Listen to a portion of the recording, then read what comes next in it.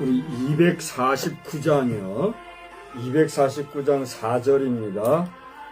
꽃을 찬송 부르니 저 임마누엘 주 앞에, 저 임마누엘 주 앞에 나 영광 누리리, 나 영광 누리리. 저 밝고도 묘한 시온성 향하여 가세, 내 주의 찬란한 성에 찬송하며 올라가세. 우리 함께 신앙 고백합니다. 전능하사 천지를 만드신 하나님 아버지를 내가 믿사오니 그 외아들 우리 주 예수 그리스도를 믿사오니 이는 성령으로 잉태하사 동정녀 마리아에게 나시고 본디오 빌라도에게 고난을 받으사 십자가에 못 박혀 죽으시고 장사한 지 사흘 만에 죽은 자 가운데서 다시 살아나시며 하늘에 오르사 전능하신 하나님 우편에 앉아 계시다가 저리로서 산 자와 죽은 자를 심판하러 오시리라. 성령을 믿사오며 거룩한 공예와 성도가 서로 교통하는 것과 죄를 사하여 주시는 것과 몸이 다시 사는 것과 영원히 사는 것을 믿사옵나이다. 아멘. 거룩하시고 자비로우신 하나님, 오늘도 3일 저녁을 맞이하여 저희들이 주님 앞에 머리 숙여 예배로 모였습니다. 두세 사람이 내 이름으로 있는 곳에 내가 너희와 함께 있겠다 약속하신 말씀을 의지하여 오늘 주의 이름으로 모인 저희들의 예배가 주께 연락되어지는 시간 되게 하여 주시옵시고, 또 하절기 해가 길어서 분주한 관계로 모든 교회들이, 대다수의 교회들이 좀 늦게 예배 드리지만 저희들은 시간을 고정하여 이 시간에 먼저 주님 앞에 머리 숙였습니다. 하나님, 우리의 사정과 형편을 아시고 우리의 처한 모든 형편을 아시는 주님, 오늘도 저희들이 주님 앞에 모이게 된 이 현실, 이 형편, 이 모습을 기억해 주시고 하나님의 의로우신 편팔로 우리를 꼭 붙잡아 주시옵소서. 주의 이름으로 모인 성도들과 주의 모든 공교회 가족들 한 사람 한 사람 주님 기억해 주셔서 주 이름으로 모이기를 기뻐하고 모이기에 힘을 쓰는 우리 모든 성도들과 주의 종들 한 사람 한 사람 다 진리의 말씀, 복음의 말씀, 생명의 말씀을 잘 간직하며 천국 백성으로서 이 땅을 살아가는데 어려움 당하지 아니하도록 주님 도와주시옵소서. 이 시간에도 우리 예배를 주님이 흥양하여 주실 줄 믿사옵고 예수님의 이름으로 기도드리옵나이다. 아멘. 우리 찬송가 369장을 부르시겠습니다. 369장입니다. 죄짐 맡은 우리 구주 어찌 좋은 친구인지 걱정 근심 무거운 짐 우리 주께 맡기세.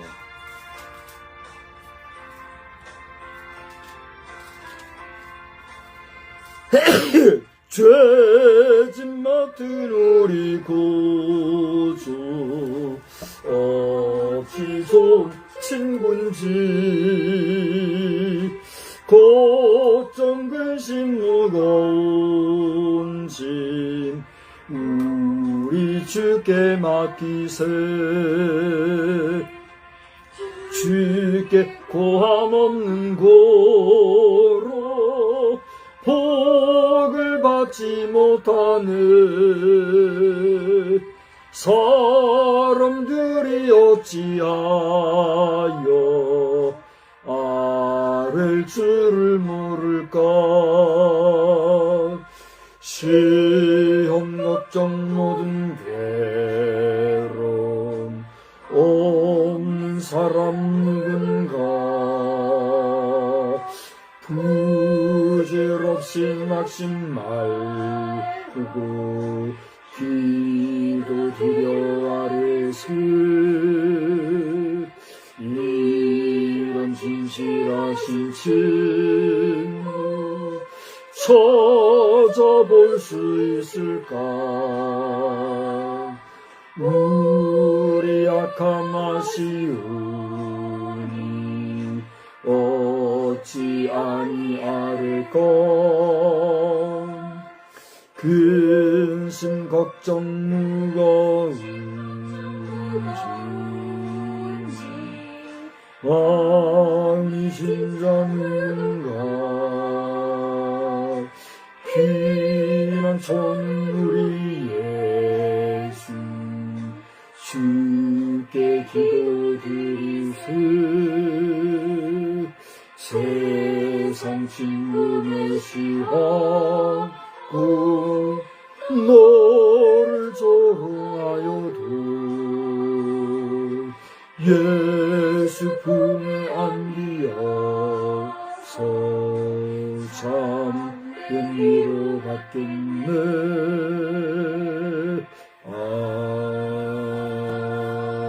아멘.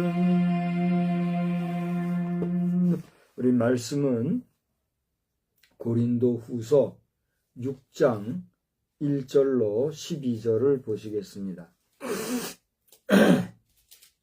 제가 제목을 먼저 오늘 말씀을 드릴 테니까 말씀을 전하면서 오늘 본문이 제목은 무슨 상관인가 한번 여러분 생각해 보시기 바랍니다. 오늘 저는 제목을 마음 넓은 정치국가 이렇게 제목을 삼아 보았어요. 우리 한번 다 같이 말씀을 봅시다. 우리가 하나님과 함께 일하는 자로서 너희를 권하노니 하나님의 은혜를 헛되이 받지 말라. 이르시되 내가 은혜 베풀 때에 너희에게 특별히 구원의 날에 너를 도와준다 하셨으니 보라 지금은 은혜 받을 만한 때요 보라 지금은 구원의 날이로다.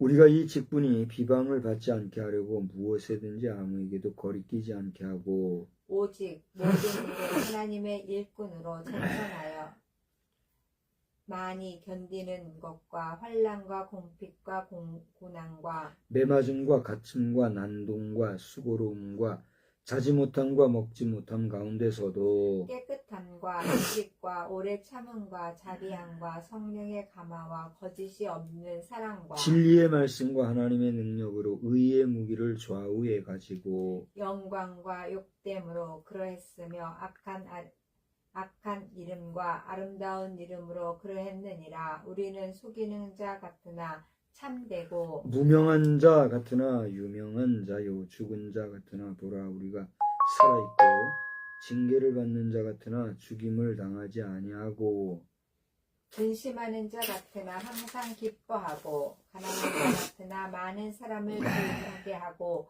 아무것도 없는 자 같으나 모든 것을 가진 자로다. 고린도인들이여 너희를 향하여 우리의 입이 열리고 우리의 마음이 넓어졌으니 너희가 우리 안에서 좁아진 것이 아니라 오직 너희 심정에서 좁아진 것이니라. 다같이 내가 자녀에게 말하도다노니 보답하는 것으로 너희도 마음을 넓히라. 아멘. 하나님의 각별하신 은혜와 또 귀하신 은총이 이 밤에도 여러분과 함께 하시기를 주의 이름으로 축복합니다. 저는 오늘 본문을 가지고 말씀드린 대로 마음 넓은 정치국가 이런 제목을 삼았는데 설교를 하면서 설교자가 어떤 목적이나 또는 특정한 목표를 세우고 성경을 그것에 인용하는 정도로 성경을 오남용하는 것은 성서해석학적으로나 설교학적으로 문제가 있다. 이것이 설교학에서 얘기하는 정통 가르침입니다. 저는 설교학을 제대로 공부를 한 사람으로서 관심도 많이 있었고요. 그리고 설교를 목회자라면 설교를 평생을 하는 것일 뿐만이 아니라 매우 중요한 부분 중에 하나이기 때문에 설교하는 일에 상당한 관심과 신경을 쓰는 입장이지요. 그렇게 아는 입장에서 오늘 본문을 지금 말씀드린 제목처럼 정한다고 하는 것은 듣기 따라서는 어떤 목적이 있거나 또 어떤 의도가 있는 그런 설교, 또 성경을 임의로 해석하는 것은 아닌가 이런 의구심을 가지거나 평가하거나 분석하려고 하는 사람들도 있을지 모르겠어요. 그러나 제가 부탁하기는 그러지 마시기 바랍니다. 기도하지도 않고 또 설교자에 대해서 알지도 못하고 또 성경 말씀에서 뭘 말하려고 하는지 알지도 못하고 또 안다 해도 그거를 비판하거나 비평하고자 하는 목적으로 분석하고자 하는 그런 목적으로 설교를 이리 재고 저리 재고 하는 것은 당신의 영혼에 마이너스가 될 뿐이다. 그냥 그렇게 얘기하면서 오늘 제가 말씀을 전하는데 여러분들이 들어본 가운데 이 말씀이 어디서 왔나? 왜 이런 말씀으로 이 말씀을 이렇게 해석하는가? 생각하면서 함께 기도하는 시간 가져주시기를 바랍니다. 그래서 저는 마음 넓은 정치 국가를 위해 기도합시다. 또는 마음 넓은 정치 국가를 위한 기도 이렇게 제목을 삼으려고 했어요. 결론은 이제 기도합시다 이런 이야기를 하고자 그러나 좀 최대한 짧게 하기 위해서 마음 넓은 정치국가 이렇게 제가 제목을 세웠다 하는 것을 말씀을 드립니다. 저는 오늘 설교를 이번에 정치 은퇴를 선언하신 우리 존경하는 홍준표 의원이 아니죠. 전 시장, 이번에 대통령 출마를 하였던 대통령 예비 후보자로서 이번에 이제 낙마를 하셨고, 그분의 본인의 말씀에 의하면 30년 정치에 쳤다는데 30년 정치에 막을 내리고 은퇴를 공식적으로 선언하신 우리 홍준표, 그냥 옹이라 그럴게요. 홍준표 전 대구시장께서는 이제 할아버지시니까 손장과 손녀가 있으시더라고요. 얼마나 좋았으면 그래, SNS에다가 손자딸 이렇게 올리고 같이 노는 모습도 올리고. 그래, 아이고, 홍준표 선생님도 뭐 할아버지구나, 그런 생각을 하면서 그때부터는 제가 홍준표 옹 그렇게 했어요. 아마 잘 아실 겁니다. 홍준표 옹께서 오늘 이 설교를 영상을 혹시라도 보신다고 하면 첫째로는 그동안의 노고에 경의를 표하고 수고의 박수를 보내드리고, 그리고 낙심한 그 심정에 하나님께서 위로해 주시기를 바랍니다. 끝으로 마지막으로는 오늘 이 영상을 보신 동기를 통해서 그동안은 어떤 신앙관을 가지고 있었고 어떤 신앙관 속에 신앙생활을 했는지 저는 모르지만 분명하고 확실한 기독인으로서의 믿음을 가진 사람으로서 저와 만남을 가질 수 있으면 좋겠다, 이 말씀을 드립니다. 예수 믿는 신앙인이 아니라고 하면 그동안 우리가 만남을 가져보지도 못했으니까 굳이 만날 것도 없어요. 만날 이유도 없고 만나봐야 할 얘기도 없는 거고, 그러나 믿음 안에서 우리가 만난다면 우리는 형제의 도로서 만남을 가질 수 있을 것이라고 봅니다. 드리고 싶은 말씀도 많고 또 듣고 싶은 이야기도 많으므로 여기는 고 김종필 씨의 전 국회의원이죠. 전 국회의원 김종필 씨의 기념비도 있고 김유신 장군의 사당도 있고 또 유네스코 지역입니다. 저 경상남도 안쪽에 있는 부산이라고 하는, 부산이 아니라 떠내려왔다 그래가지고 부산이 있는 부산도 있고, 또 한나라의 재상, 백제시대의 재상을 선출하기 위해서 산신제를 지냈던 것으로 유명한 청정대라고 하는 그런 유명한 유적지도 있는 그런 고장. 오시면 제가 라면, 김밥을 정성스럽게 공개할 마음이 있으니 우리 김밥과 라면 같이 드시면서 이야기도 나누고 그러면 좋겠습니다. 제가 설교자로서 또 목사로서 비싼 밥 먹고 헛소리 하는 게 아니라 오늘 2025년 4월 30일 4월의 마지막 날이에요. 수요일도 5번째 마지막 수요일이에요. 2025년도 4분의 1이 이제 꺾어지는, 내일부터는 2025년도 3분의 2분기가 이제 시작됩니다. 1년에 4개월이 지나가는 시점입니다. 이런 때에 제가 헛소리 하려고 이런 얘기 하는 게 아니고, 남양홍 씨로서의 홍준표 옹께서는 참으로 수고 많이 하셨고 그 헛헛한 마음에 하나님의 위로가 함께 하시기를 바란다 하는 말씀을 드리고 싶어서 잠깐 서두에 인사, 문안 겸 말씀을 드립니다.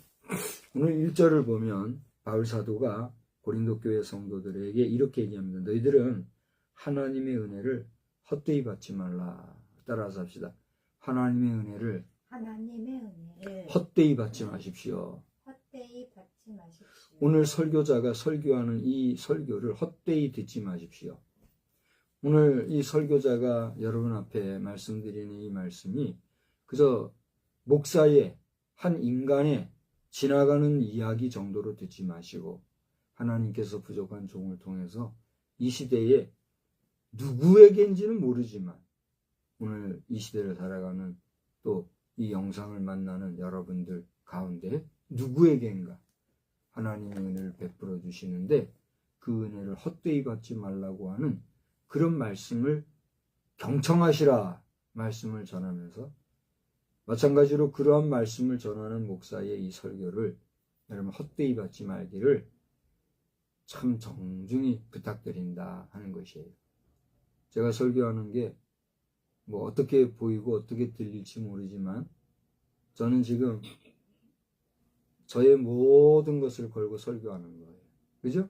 내가 이제 내년이에요? 내후년이에요? 내년이면은 60, 내후년이면 환갑이 되는 날.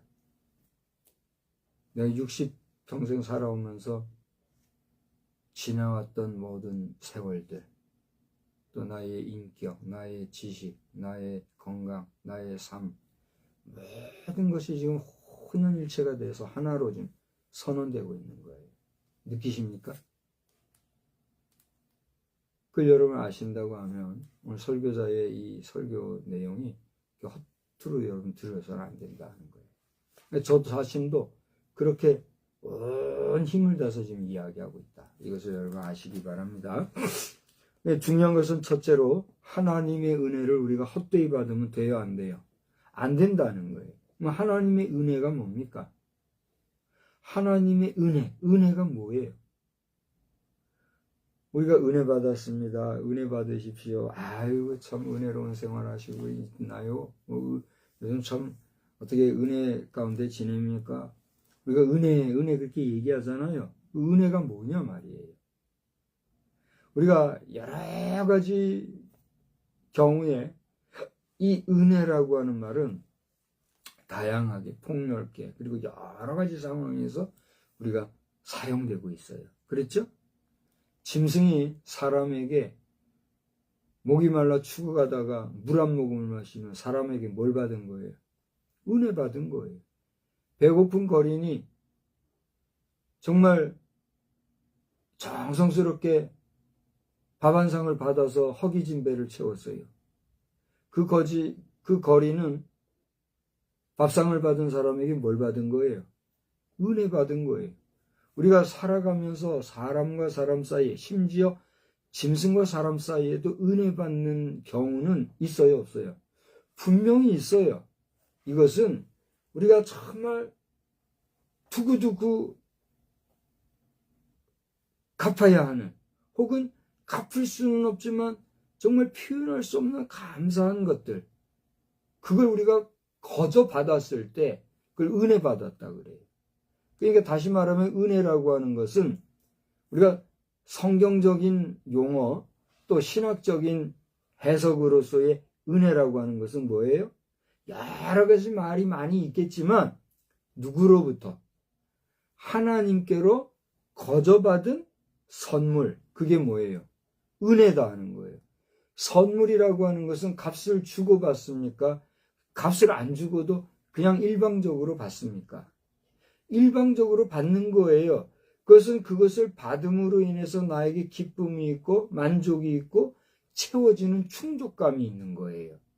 그렇게 하나님이 인간에게 주시는 그 하나님으로부터 주어지는 선물을 은혜다라고 한다는 거예요. 그러니까 모든 살아가면서 인간에게 주어지는 하나님의 선물이 은혜인데, 그렇게 하나님께서 주시는 그 선물을 어떻게 받지 마라? 헛되이 받지 마라 하는 거예요. 그러니까 우리가 내가 살아가는 거, 호흡하는 거, 또 내가 유지하는 건강, 내가 살아가는 모든 삶의 또 하나의 만남들, 이런 모든 일련의 일상들이 하나님의 도와주심, 하나님의 허락하심, 하나님의 주심이 없이는 우리가 유지할 수 있어요, 없어요? 없다는 것을 알아야 합니다. 그것을 알지도 못하는 사람들이 정치하겠다고 하면 뭐 하는 거예요? 자기 욕심, 자기 욕망만 채우기 위해서 사람들 비위나 맞추려고 하고 자기 뜻을 위해서 사람들을 이용해 먹기나 하는, 그야말로 권력을 가지고 권력으로 다스리는, 권력을 휘두르는, 그게 권세정치, 정치가 되는 거란 말이에요. 홍준표 같은 경우는 어제죠, 정확하게는. 어제 본인이 그런 얘기를 했는데, 오늘 제가 이렇게 보니까 거의 하루 종일 홍준표께서 정치 은퇴를 했다 하는 그 내용이 계속 나오더라고요. 저는 제 SNS에다가도 올렸지만 수고하셨습니다. 그동안 애쓰셨습니다. 내가 그렇게 인사를 했어요. 아쉬운 것은 인사하면서 저는 이제 서울 시민의 한 사람으로서 서울의 골목골목 길거리에서 평범한 시민으로 남아 이야기하고 마음 편히 살겠습니다. 그러더라고요. 아니, 대구시장까지 하신 분이 왜 서울 시민 돼가지고 서울서 산다고. 대구에서 사셔야지. 그게 하나 아쉬움으로 남더라고요. 그 훌륭한 인물이 말이죠. 매 서울에만 모여있으니 지방은 어떻게 돼요? 지방은 사람이 없어가지고. 네? 저도 지금 여기 시골에 내려온 지가 이제 거의 20년 가까이 되죠? 저는 20년 가까이 되는데 아직도 이 동네를 잘 모르겠어요. 돌아다니지 않아서 모르기도 하겠지만 모르겠어요. 근데 한 번씩 나가보면 사람을 만날 수가 없어요. 또 사람을 만난다 해도 뭔가 좀 대화를 할 만한 사람을 아직 못 봤어요. 홍준표께서 서울 시민으로 살아가는 것이 옳은가? 내가 한번 궁금한 마음이 있었어요. 어쨌든지 간에 저의 오늘 뇌리 속에는 서두로부터 홍준표 옹에 대한 이야기가 계속 지금 생겨가지고 말씀 증거에 자주 등장해도 여러분 이해를 하시기 바랍니다. 홍준표만이 아닙니다. 오늘 이 시대를 살아가는 모든 사람들이 하나님을 알지 못하고 하나님의 존재를 인정하지 않으면서 무엇을 어떻게 해보려고 할 때는 다 허사라는 것을 아시고 여러분 하나님을 알고 하나님을 믿고 하나님을 의지하는 가운데 하나님으로부터 오는 그 은혜를 귀한 것으로 받는 믿음의 사람들이 우리나라에 넘쳐나기를 주의 이름으로 축복합니다.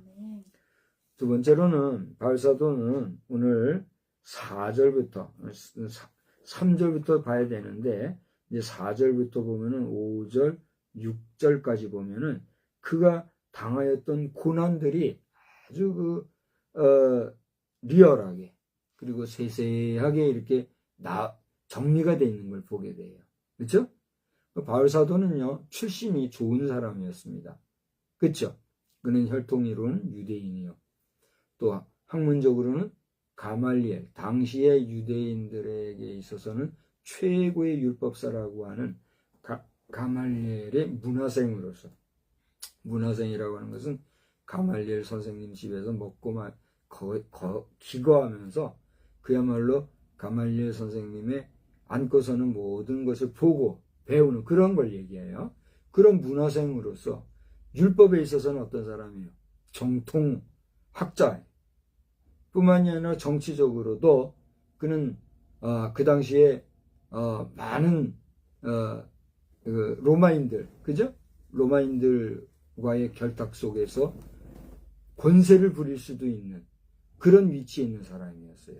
가문 좋고 학문 좋고 그런 권세가 있으니까 얼마나 기세가 등등했겠습니까? 그리고 그가 아는 지식은 무엇보다도 누구에 대한 지식이었어요? 하나님에 대한 지식이었어요. 그런데 그런 바울 자신이었지만, 바울이 되기 전엔 사울이었지요. 사울이었지만 하나님과 그 하나님이 사람이 되어 오셨다고 하는 그분이 예수라고 하는 그 관계성에 대해서는 사울이 미처 알았어요, 몰랐어요? 몰랐다는 거예요. 우리 이해할 수 있어요, 없어요? 이해할 수 있어요. 하나님을 철저히 알고 하나님의 말씀, 하나님의 율법을 너무나도 잘 아는 학자인 사울이 하나님의 말씀에 그 어떤 경우에도 하나님이 사람이 되어 이 땅에 오신다고 하는 내용에 대해서 받아들일 만한 여지가 없었기 까닭에 그 당시에 같은 시대에 같은 유대 땅 아래서 존재했던 예수라는 존재에 대해서 그는 알았어요, 몰랐어요? 몰랐다는 거예요. 아니 어쩌면 알았어도 그걸 인정하지 않으려고 했는지도 모르겠어요. 그랬던 사울이었지만 그에게 무엇이 임했을 때, 성령이 임했을 때 그 성령이 임했던 그 역사로 말미암아 그에게는 대변화가 생겼는데 그게 뭐예요? 그의 중심에 그가 그렇게 인정하지 않았던 예수를 받아들이고 용납하고 영접하고 믿는 믿음의 사람이 되었다는 거예요. 이것은 우리가 그 어떤 지식, 학식, 경험 또는 여러 가지 연구를 통해서 이해할 수 있는 문제가 아니에요. 왜냐하면 육은 육이요, 영은 영이기 때문이에요. 유명한 우리나라의 어떤 승려 중에 한 사람이 지금은 이제 돌아가시고 없죠. 그분이 열반에 드셨다 그러죠. 죽기 전에 그런 말을 해서 유명세를 땄죠. 무엇은 무엇이고 무엇은 무엇이로다? 산은 산이고 물은 물이로다. 산은 산이고 물은 물이요. 그래요, 안 그래요? 저는 요즘에 그와 비슷하게 제 자신이 느끼는 게 하나 있어요. 그건 뭐냐면 바다와 하늘과 바다가 맞닥뜨린 그 수평선이 있지요. 그곳을 가보면은 바다가 하늘이 뭐같이 보여요? 바다같이 보이고 바다가 뭐같이 보여요? 하늘같이 보이네. 하늘과 바다가 맞닿은 그 광경, 그 풍경을 보면서 바다는 바다요, 하늘은 하늘이요, 바다는 바다다. 그런 말을 요즘 제가 하게 돼요. 산은 뭐예요? 산이고 물은 뭐예요? 물이듯이 영은 뭐예요? 영이요. 육은 뭐예요? 육이요. 그 때문에 육으로 영의 일을 이해하려고 하는 것이 인간의 수준 안에서 가능할까요? 불가능할까요? 불가능한 거예요. 왜요? 육은 육이고 영은 영이기 때문에. 그래서 영적인 것은 영으로야 분별할 수 있다. 이렇게 얘기한 거예요. 그러니까 우리가 믿음을 가진다고 하는 것은 내가 믿으려고 해서 되어지는 내 지식으로 내가 만들어서 내가 이해해서 내가 생산하는 나만의 어떤 나의 믿음이 아니라 누가 주시는, 물 주지 마요. 그냥 할게요. 하나님이 주시는, 위로부터 주시는 믿음. 그게 오늘 1절에 표현한 대로 뭐예요? 하나님이 주시는 은혜가 되는 거예요. 그러니까 우리가 믿음을 가졌다는 것도 하나님께로부터 받은 뭐예요? 은혜예요. 하나님께로 받은 믿음이라고 하는 선물이란 말이에요. 그런 믿음이 없으면 우리가 예수를 고백할 수 있어요? 없어요? 없다는 거예요. 그런 면에서 홍준표옹은 앞으로 남은 여생을 예수 잘 믿으시는 예수의 사람이 되시기를 주의 이름으로 축복합니다. 지금 어느 교회에 이름을 올려서 어느 교회에서 어떤 직분을 가지고 있는지 저는 잘 모르겠어요. 혹여라도 어느 교회에 어느 직분을 가지고 있다면 그것이 문제가 아니다 이거예요. 정말 홍준표옹만이 아니에요. 지금 홍준표옹을 포함해서 정치하겠다는 사람들을 포함해서 이 땅에 살아가는 수많은 사람들 여러분 한 분이 정말 나에게는 그냥 사람들과 어울려서 그냥 좋게 하다 보니 그냥 뭐 기독교인이라는 이름도 없고 뭐 집사, 장로, 뭐 권사 이런 이름을 가진 그런 나이냐? 정말 하나님으로부터 은혜로 받은 선물로서의 그 믿음을 가진 참된 하나님의 자녀로 오늘 존재하느냐? 그건 누구만 알 수 있어요. 자기 자신은 알겠죠. 근데 우리가 자기 자신이 모를 수도 있어요. 나는 모른다 할지라도 누구는 알아요. 하나님은 아시죠.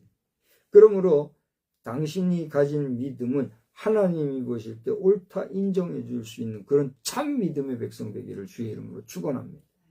오늘 좀 이야기가 좀 확산이 됐습니다만 다시 성경으로 들어가면 오늘 제가 말씀드렸죠. 3, 4, 5절 거기 보면 바울사도가 이러이러한 역경 고난을 당했다 그랬잖아요. 왜 이런 역경과 고난을 당했을까요? 그 가문 좋고 권세 있고 힘 있고 능력이 있었던 사울이 지금까지 얘기했던 이야기 속에 예수를 영접하기 전 사울로서는 이런 고난을 당할 이유가 있어요, 없어요? 없었어요. 정치인으로서, 학자로서, 권세를 가진 사람으로서, 감은 좋은 사람으로서 그는 그 당시에 정말 폼나게 살 수도 있었단 말이에요. 그러나 그가 영적인 은혜 체험을 하였을 때에 육신적으로는 이해할 수 없는 성령의 충만함을 받았을 때 그는 지금까지 그가 배우고 있었던 지식이나 가지고 있는 권세 권력은 무엇과 같이 여겼다? 배설물과 같이 여겼다. 이렇게 얘기해. 배설물이 뭐예요? 쉽게 말하면 뭐예요? 그랬는데 그 쉽게 얘기하자고요. 똥오줌, 소대변, 그죠? 그것과 같이 여겼다 그랬어요. 우리 몸에서 나오는 게 뭐예요? 똥과 오줌이잖아요. 똥은 왜 나와요?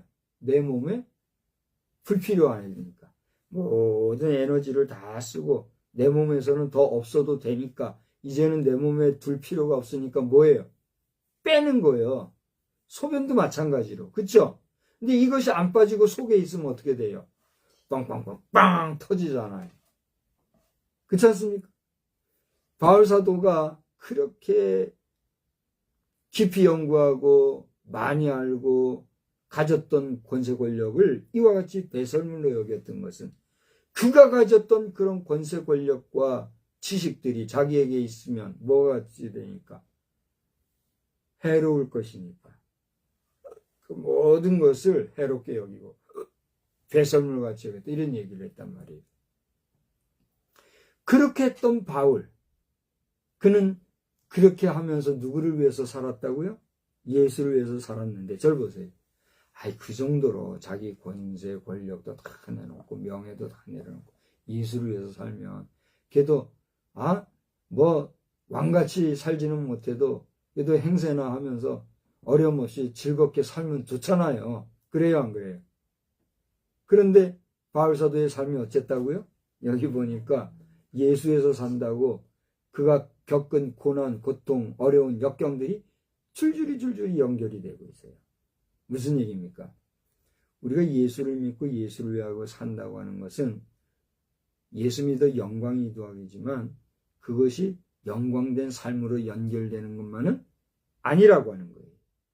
어떨 때는 예수 믿는다는 것 때문에 조롱당하고 비난당하고 시험받고 돌려놓임을 당하고 무시당하고 이상한 사람 취급당하기도 하고 무시당하는 그런 경우가 있어요, 없어요? 있다는 거예요. 왜 그럴까요? 예수 믿지 아니하는 사람들의 행악이 믿는 자로 하여금 그렇게 만들기 때문에 그런 거예요. 예수 믿는 사람이 누가 그런 고난과 역경을 당하고 싶은 사람이 있겠어요? 그러나 예수를 알지 못하고 예수를 믿지 못하는 결국은 사단이 좋아하는 일을 하는 사람들에 의해서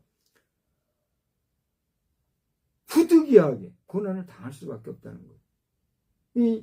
여러분 가운데 예수 믿는다고 어려움을 당하고 환난을 당하고 고난을 당해서 예수 믿는 거 아무것도 아니네. 이럴 바에 내 예수 안 믿고 적당히 살지 뭐. 그러고 낙심하고 믿지 않던 세월로 돌아가신 분.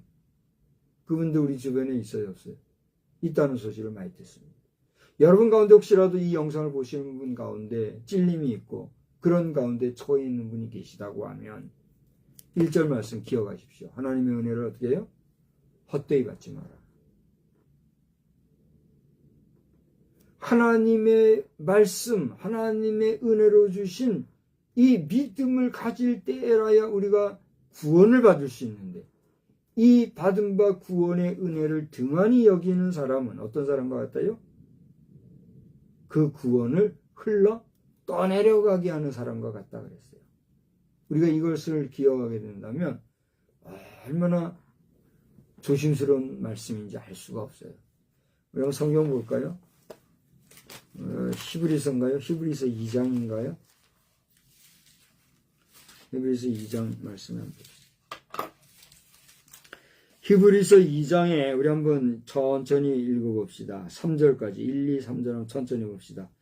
그러므로 우리는 들은 것에 더욱 유념함으로 우리가 흘러 떠내려가지 않도록 함이 마땅하니라.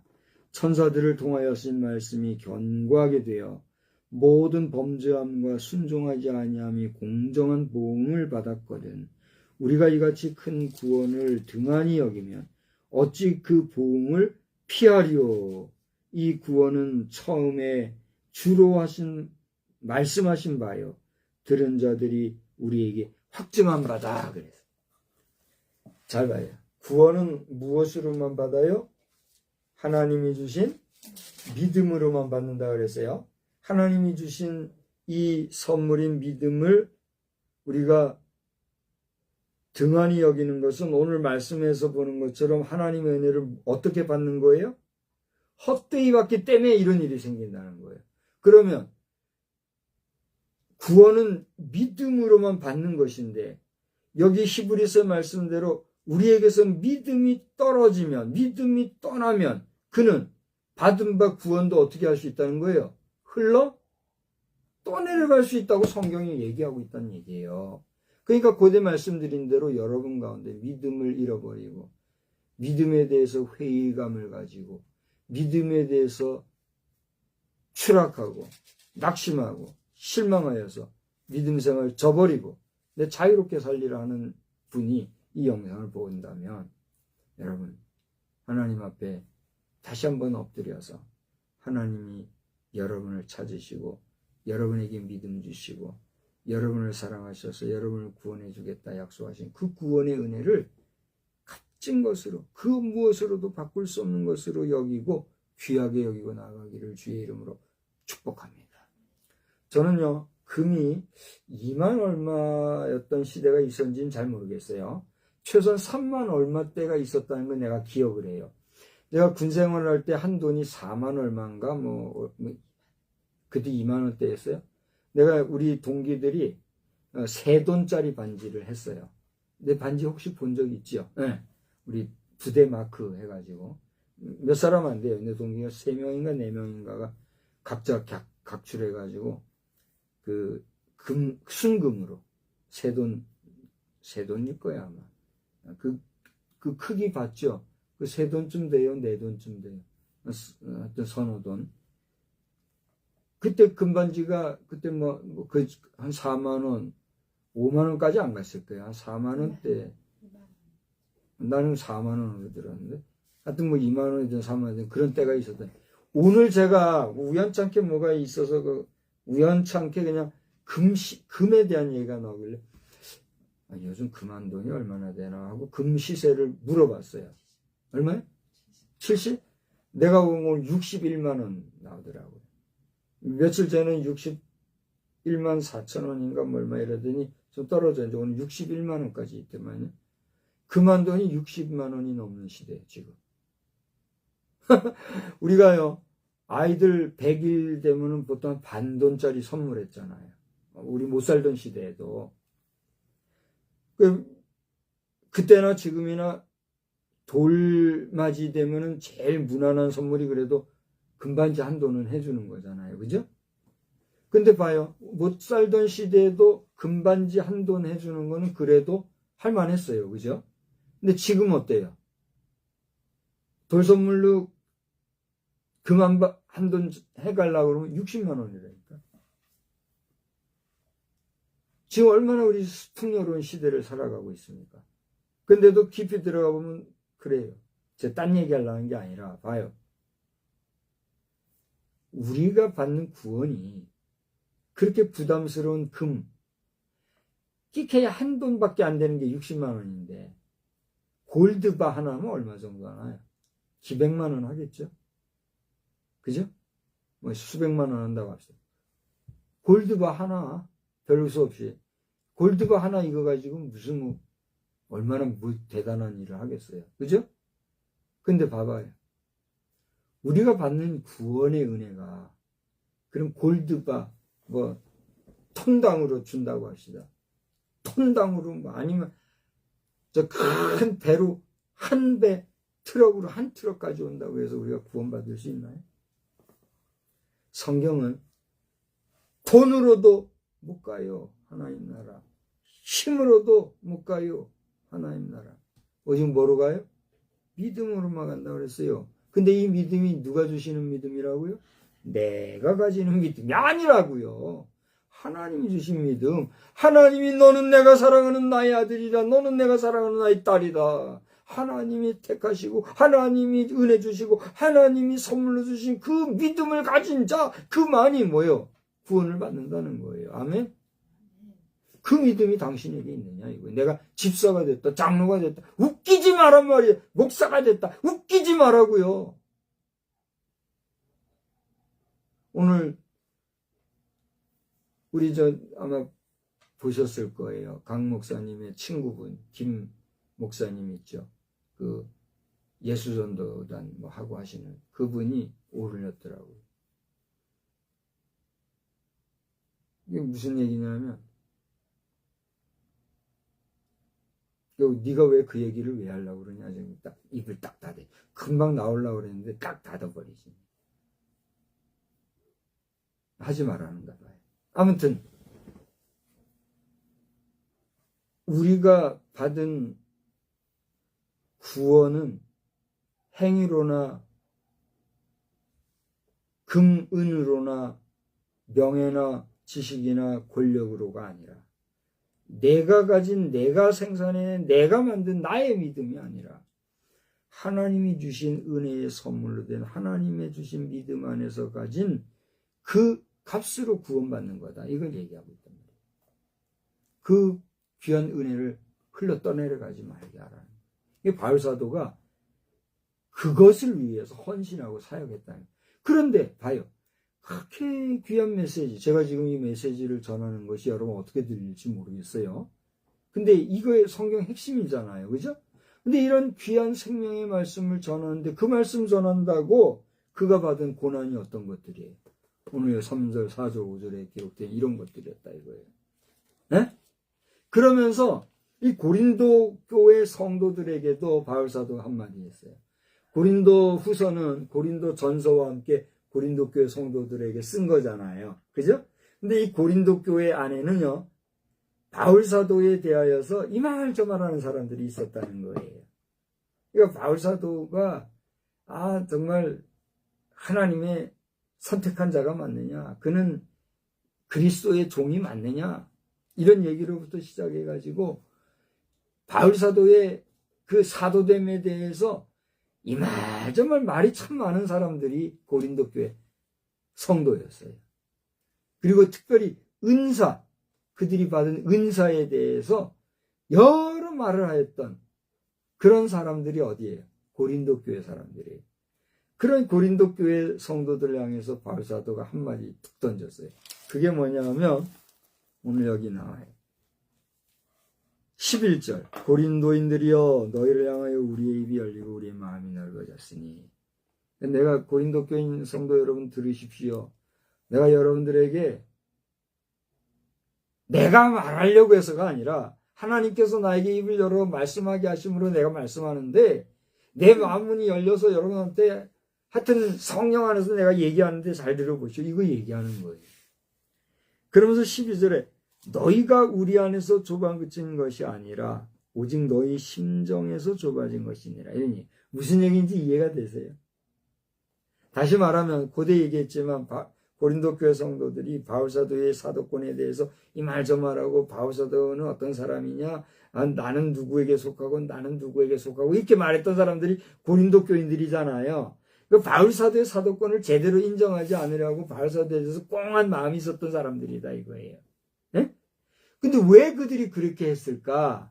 그것은 고린도 교회 성도들 당신들이 문화적으로나 생활적으로나 또 여러 가지 교양적인 면에서나 너희들이 좁아서 그렇게 된 것이 아니라 그 다음 뭐라 했어요? 너희 심정에서 좁아진 것이다. 뭐가 좁아진 거란 말이에요? 네 마음이 좁아진 거다 그런 거예요. 다시 말하면 그것은 고린도 교회 성도 여러분들이 마음이 옹졸하다 이런 얘기를 하는 것이 아니라 너희들이 나에 대해서나 나의 사역에 대해서나 하나님 나라에 대해서 그렇게 여러 가지 좁은 마음과 같은 그런 마음을 가지는 그 핵심적인 사항은 너희들 마음의 문이 활짝 열려지지 않았기 때문에 그런 거다. 이걸 얘기하고 있는 거예요. 오늘 우리 영상을 통해서 말씀을 듣고 있는 여러분들 가운데 뭐 여러 종류의 사람이 있을 거라고 저는 봐요. 어떤 사람은 정말 말씀 그대로 받아들이고 막 사모하는 마음 가운데 제가 뭐라고 말하든 아멘 아멘 하는 사람이 있을 수 있고, 저게 뭐야? 저게 설교야. 홍준표 씨가 뭐 어쨌다고 설교하다 말고 그러냐. 곱씹는 사람이 있을 거예요. 그리고 또 뭐 이런저런 이유로 비평하는 사람들도 있을 거예요.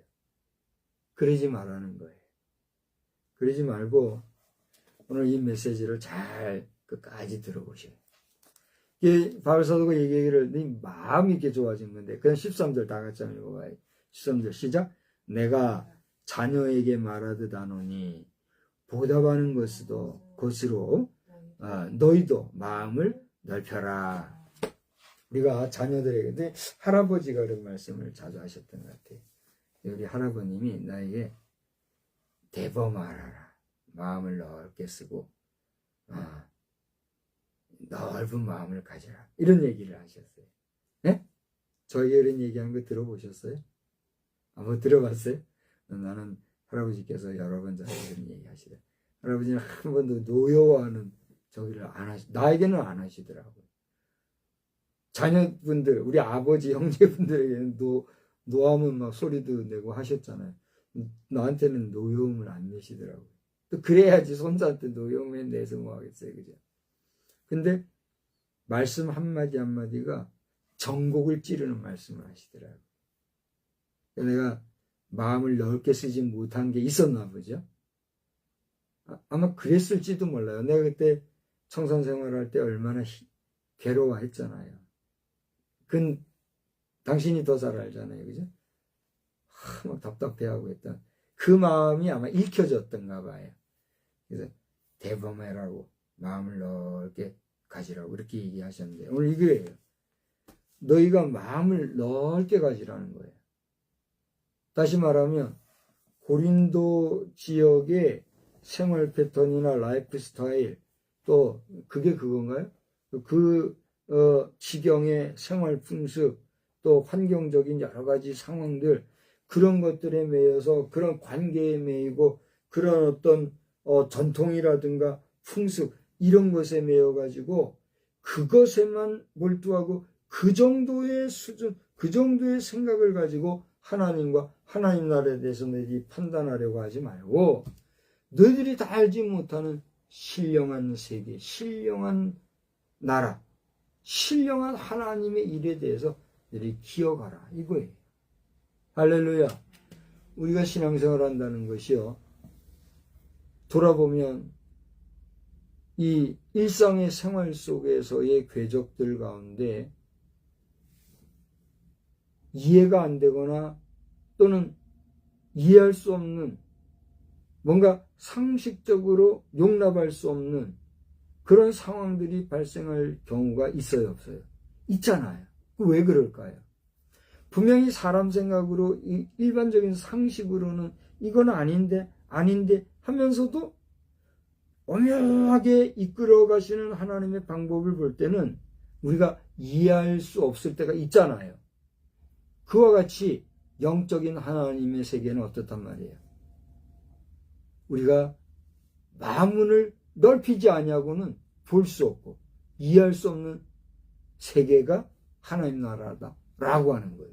그거를 생각한다면 우리가 마음문을 어떻게 해야 돼요? 넓혀야 될 필요가 있다는 거예요. 이제 말씀을 마치려고 그래요. 저는 오늘 제목을 마음 넓은 정치국가, 이런 제목을 삼았어요. 제가 자주 얘기하지만 정치라고 하는 게 뭡니까?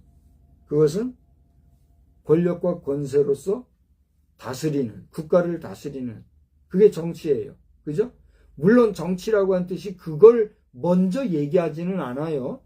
정치라고 하는 것은 국민을 바르게 이끌고 지도하는 국가적인 행위, 그게 정치라고 할 수가 있어요.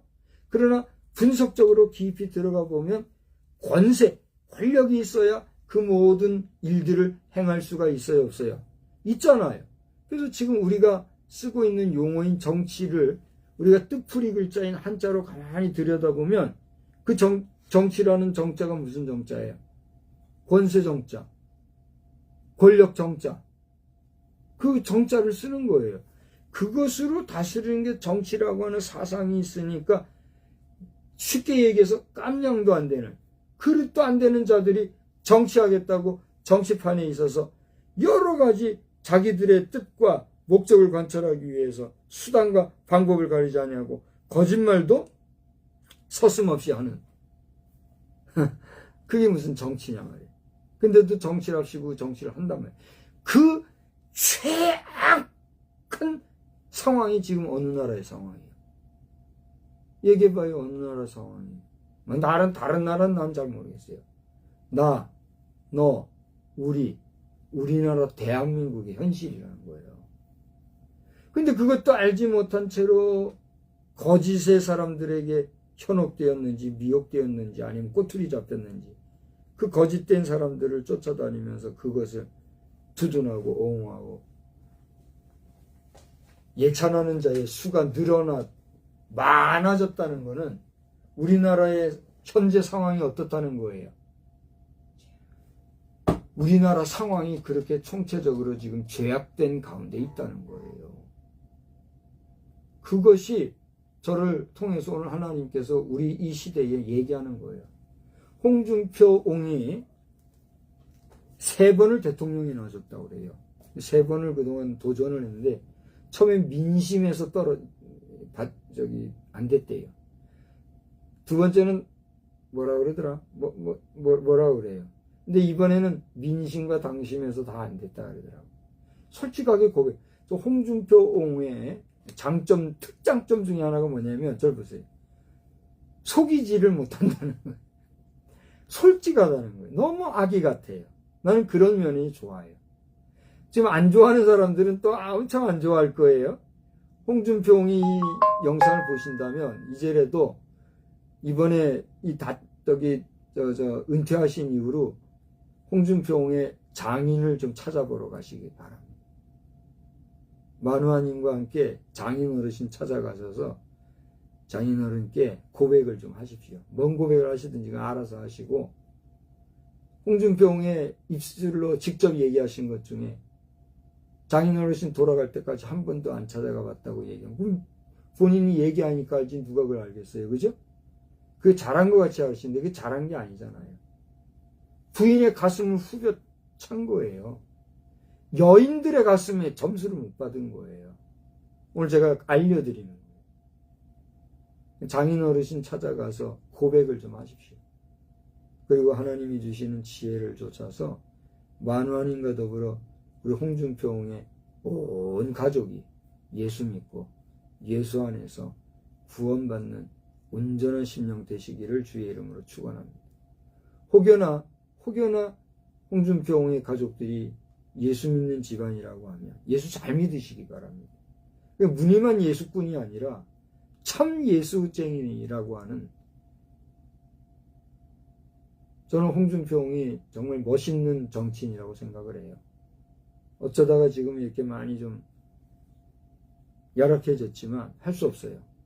인정할 건 인정하고, 내가 여기까지 오네 인정하고, 남은 여생은 지금까지는 국민을 위해서 사람을 위해서 살아왔다면 남은 여생은 하나님과 하나님의 영광을 위해 살아가는 멋진 남양홍시 우리 홍준표 옹이 되기를 주의 이름으로 축원합니다. 나아가 오늘 제목처럼 우리 국민들이 고대 얘기한 것처럼 고린도 교회 성도들이 바울 사도에 대해서 마음문을 넓히지 못하다 보니 여러 가지로 그에 대해서 해 있었던 것처럼 우리 국민들이 봐요.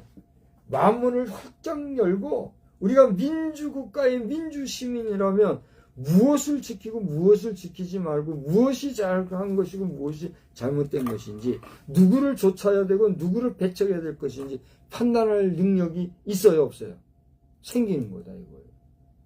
그러므로 우리가 마음을 넓게 가지고 이 국제사회 돌아가는 모습을 보고, 더 나아가 우리 주님의 임박한 재림이라고 하는 주의 임박한 재림과 맞물린 종말에 대한, 여기서 얘기하는 이 종말이라는 것은 그냥 맹목적으로 툭 던지는 종말이 아니에요. 누구에게나 다가올 종말을 얘기하는 거예요. 그리고 우리의 종말을 향해서 나아가는 이 시점에서, 아까 제가 21세기에 3분의 1이 지나갔다 그랬잖아요. 이제 내일부터는 21세기에 2025년도에 3분의 1이 이제 가는 이런 것인데, 그러고 보니까 기가 막히네요. 절 봐봐요. 21세기로 보면 2025년도는 4분의 1이에요. 그죠? 근데 2025년도로 치면 우리는 지금 3분의 1을 보낸 거예요. 그죠? 근데 말하고자 하는 건 뭐냐면 2025년도도 뭐가 있어요? 종말이 있어요. 21세기도 뭐가 있어요? 종말이 있다니까요. 그처럼 우리 인생에도 뭐가 있어요? 종말이 있다고요. 그 종말 끝에 우리는 누구를 만나요? 예수를 만나는 거예요. 근데 주님의 재림이라는 것이 우리 살아생전에 올 수도 있는 것이고, 우리 살아생전에 주의 재림이 없다면 내가 죽어 누구 앞에 가요? 주님 앞에 서는 그게 뭐예요? 주의 재림과 같은 논리가 되는 거예요. 여러분 공감이 되십니까? 그렇다고 할 때 임박한 주의 재림이라 하면 내 생이 어쨌다는 거예요? 종말이 가까웠다는 거예요. 그래요, 안 그래요? 당신의 종말은 얼마나 남았습니까?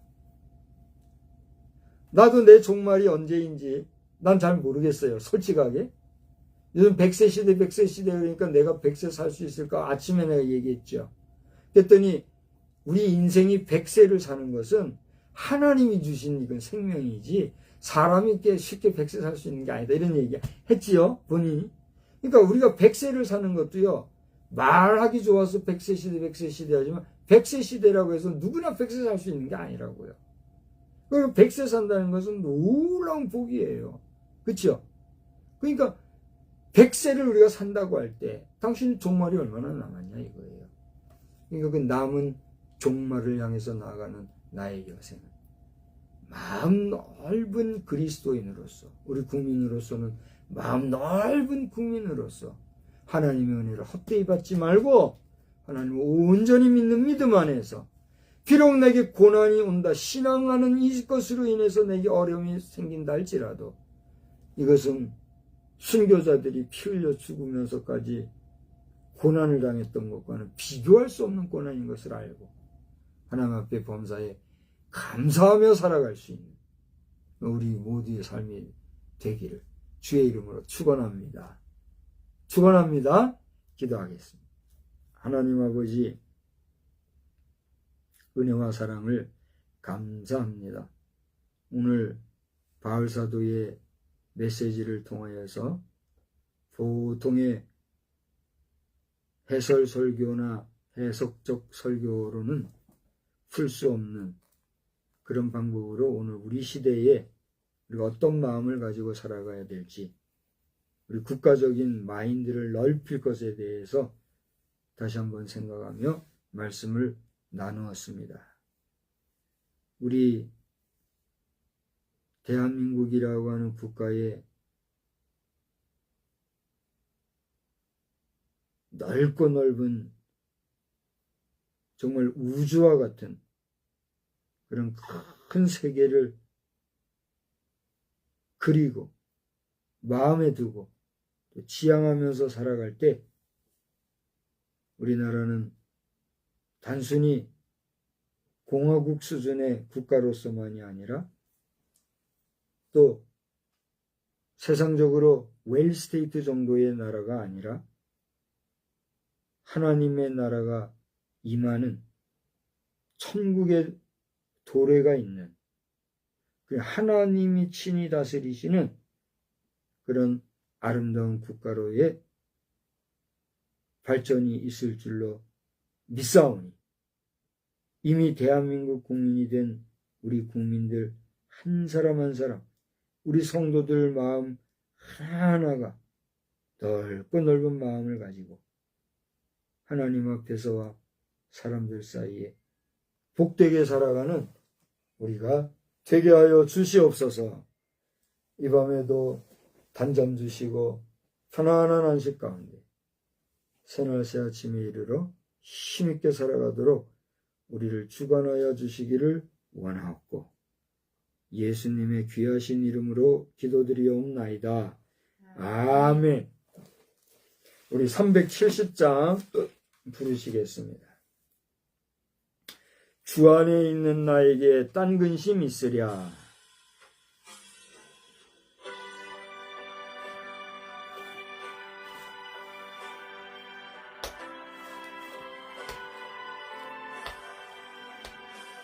주 안에 있는 나에게 딴 근심 있으랴.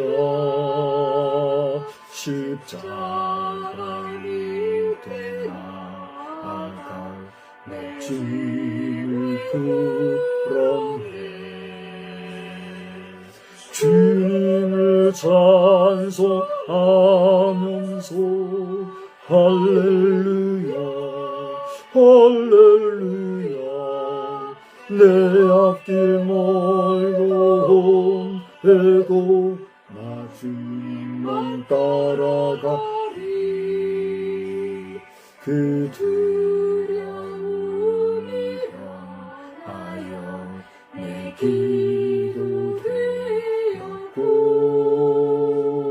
전날의 한숨 변하여 내 노래 되었네.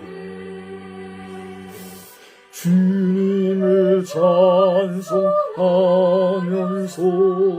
할렐루야 할렐루야. 내 앞길 멀고 옴에도 나 주님만 따라가리. 내 주는 자비하셔서 늘 함께 계시고 내 궁핍 감하시고 내 채워주시네. 주님을 찬송하면서 할렐루야 할렐루야. 내 앞길 멀고 옴에도 나 주님만 따라가리. 내 주와 맺은 언약은 영불변하시니 그 나라 가기까지는 늘 보호하시네. 주님을 찬송하면서 할렐루야 할렐루야. 내 앞길 멀고 옴에도 나 주님만 따라가리. 아멘. 이제는 성부, 성자, 성령님의 놀라우신 은혜와 사랑과 역사하심이 우리 성도들이 또 우리 온 국민들이 마음을 넓히고 정말 하나님의 은혜를 귀중하게 여기며 받은 바 구원의 은총을 값지게 여기는 가운데 힘있게 살아가기를 다시 한번 다짐하고 돌아가는 우리 모두 위에 이제로부터 영원히 함께 계실지어다. 아멘. 아멘.